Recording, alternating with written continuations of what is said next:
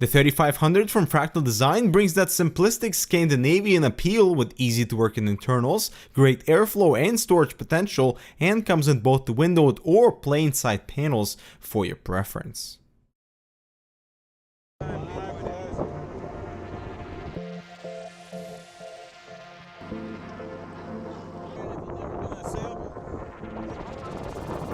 Hello everyone, this is Dimitri with Hardware Canucks, and we traveled to Monterey, California for NVIDIA's Editors Day, where we get a sneak peek at the upcoming technologies NVIDIA has been hard at work with that we'll cover in future videos. But one of the main highlights was the announcement of NVIDIA's latest Maxwell GPU, the GeForce GTX 980 and GTX 970.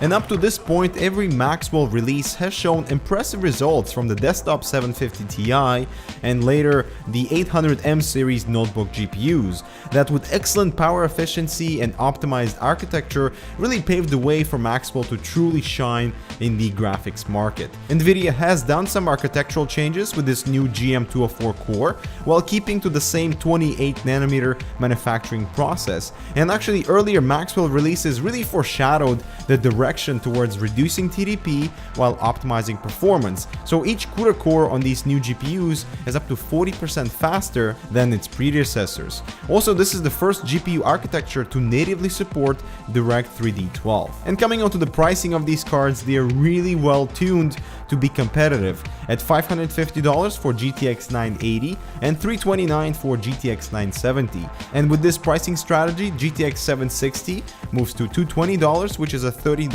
reduction. And at this launch, the following cards are unfortunately being discontinued as Maxwell takes over on the high-end spectrum. Specs wise, we're looking at 2048 CUDA cores on the 980 and 1664 on the 970 with higher base and boost clock on the more expensive card, both with 4GB of GDDR5 memory on a 256-bit bus for improved higher resolution FPS. And strictly off these specifications, it doesn't really seem to offer that next level of confidence on performance, but given the more efficient Maxwell architecture, the GTX 980 outperformed the more expensive 780 Ti in most of our benchmarks. And so I left the best for last, and NVIDIA has been really pushing towards power efficiency, and the total power draw for GTX 980 is only 165 watts, while the 970 is just slightly below at 145 watts, both requiring two 6-pin PCI Express connectors.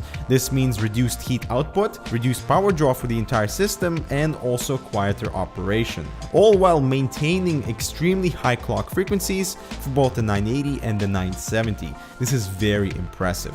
For connectivity, each card is rocking dual-link DVI output, 3 DisplayPort 1.2 and an HDMI 2.0 port. So you can run up to 4 4K displays at 60 Hz off a single card.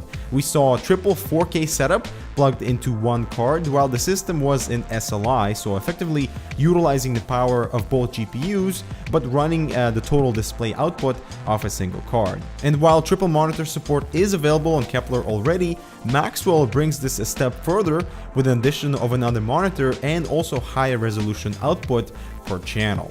Also, remember the game stream feature that was introduced with higher end Kepler cards? Well, the encoder has been optimized to be 2.5 times faster on the new Maxwell GPU, so potentially 4K gameplay capture with shadow play without hindering performance, and also eventually 4K streaming to a potentially a Shield device. Alright, so finally let's take a look at the card itself. It's a simple reference design. It's a very beautiful card. It's the same length as the GTX 780 at 10.5 inches or 267mm, with a standard blower type cooler, illuminated GeForce logo, and now with an aluminum backplate that will help to dissipate heat off the PCB, plus it looks pretty cool. And the removable piece beside the power connector, it will help with airflow when in SLI, so removing that plate will grant extra airflow for the above GPU. And so now let's see how the GTX 980 performed under 1440p conditions. So Call of Duty Ghosts is the only game in our benchmarks where the 780 Ti outperformed the 980. However, moving on to Battlefield 4, notice the much higher minimum frame rate is on the 980 compared to the 780 Ti. And with a similar result with Far Cry 3, again standing really strong among the other two GPU kings, and again a much higher minimum frame rate ceiling in Thief. For the rest of the titles like Black Flag, they're almost neck to neck with just 1 FPS difference. Very similar results across all cards for Hitman Absolution, and gaining more ground than Metro Last Light. But the general trend here, as you can see, is total domination for gaming. And the results are conclusive and revealing as to why NVIDIA is discontinuing the 780 Ti, the 780, and the 770, as Maxwell is here to stay. And so these results are really impressive, as gaming performance really dominated the charts while keeping to an extremely low TDP compared to NVIDIA's previous cards, and also compared to AMD's flagship 290X. With plenty of headroom left for overclocking actually, and also thanks to this new GPU, multi 4K output is possible off a single card, while priced extremely competitively. So now it'll be interesting to see how AMD responds to this power efficient yet outperforming GPU. Only drawback we can mention would be availability, so we hope NVIDIA is prepared to fulfill the demand. So guys, what do you think of this price point and the discontinuation of those iconic 700 series cards?